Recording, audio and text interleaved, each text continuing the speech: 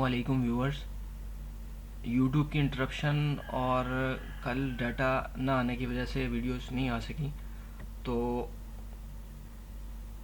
अभी बात करते हैं KSE 100 इंडेक्स की। तो कल लास्ट वर्किंग डे में 230 पॉइंट प्लस रही मार्केट, 41,718 की क्लोजिंग। अच्छा, मैं प्रीवियस वीडियोस में ये सप्लाई लाइन की बात कर रहा था। ये ट्रेंड लाइन 4 दफ़ा टच करके एक बहुत बेहतरीन रिदम में 4 दफ़ा उसने ट्रेंड लाइन को टच किया प्राइस ने, और 5वीं दफ़ा उसे पेनिट्रेट करके 3 दिन ऊपर क्लोजिंग आई, लेकिन फिर दोबारा उसके अंदर आ गई।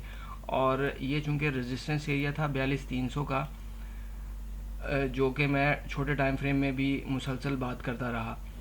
42,300 से रेजिस्ट होने के बाद चांस यही थे कि ये 41,000 को ब्रेक करके 40,900 के करीब कहीं पे सपोर्ट ले, ये जो मैंने नीचे ब्लैक लाइन लगाई हुई है, लेकिन यहाँ तक मार्केट ना आ सकी और वो पहले ही वापस हो गई।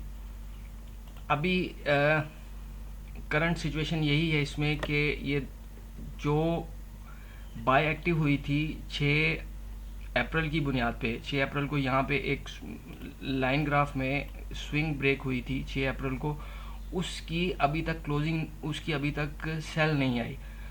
एडवांस में प्रॉफिट टेकिंग तो कहीं पे भी कर लें, एडवांस में प्रॉफिट टेकिंग कर लें, लेकिन अगर रूल ये है कि रिवर्स होने पे बेचना है, तो वो रिवर्स का रूल अभी तक नहीं आया।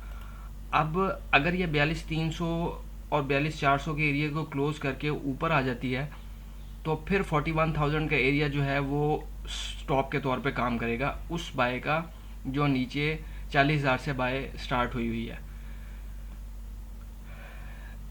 आर्ली ग्राफ पे देखें तो ये एक डबल टॉप था जिसका टारगेट अचीव होने में कोई टाइम नहीं लगा।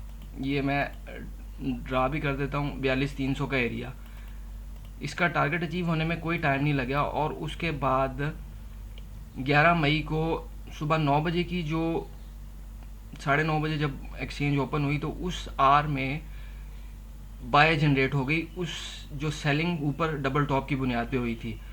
और फिर उसके बाद से ये पुल बैक है, और अभी तक वो पुल बैक के बाद अभी इसमें सेलिंग नहीं आई। अब इसके टारगेट्स की बात करें अगर, तो 42,000 और 42,400 के टारगेट्स बन रहे हैं। और वॉल्यूम के साइड पे देखें तो सेकंड लास्ट आवर जो था कल वर्किंग का, उसमें भी अच्छा खासा वॉल्यूम हुआ, और ये बुल साइड का वॉल्यूम है। अगर इसमें स्विंग डाउन होती है और अभी उसका स्टॉप जो है वो 41,300 का आर्ली बेस पे, 41,300 से अगर क्लोजिंग नीचे आती है आर्ली बेस पे, तो फिर थोड़े डीप होने के चांसेस हो सकते हैं। अच्छा जी, इंडिविजुअल शेयर्स को हम देखते हैं तो ये देखेंगे किस तरह से शेयर्स परफॉर्म करते हैं। बुल ट्रेंड, एक अच्छा खासा टावल ने बुल ट्रेंड दिया।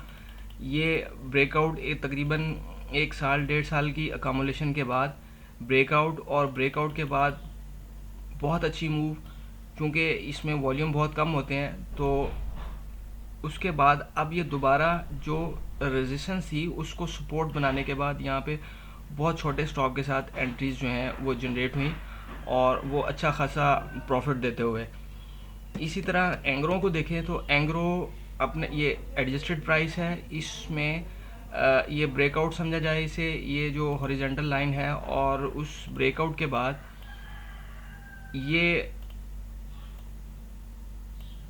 रेंज को नैरो करता हुआ, ये जो दूसरा सर्कल मैंने लगाया है इसमें रेंज को नैरो करता हुआ थोड़ा अपने ट्रेंड को रिज्यूम करते हुए, और अभी 10:30 तो रेजिस्टेंस जो है वो 275 और 277 का एरिया बनेगा। अगर इनसे ऊपर डिसाइसिव क्लोजिंग आती है तो फिर दोबारा बेहतरी के चांसेस पैदा हो सकते हैं। TSPL ने एक बहुत अच्छी बुल मूव देने के बाद यहाँ पे प्रॉब्लम्स रही इस एरिया में, और 200 की एवरेज से प्राइस ने अच्छा खासा बाउंस बैक लेने के बाद कल भी लास्ट वर्किंग डे में भी अपर लॉक पे रहा।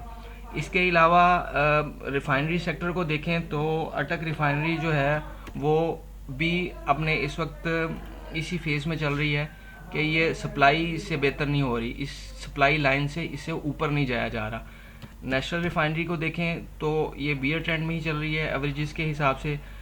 PSO भी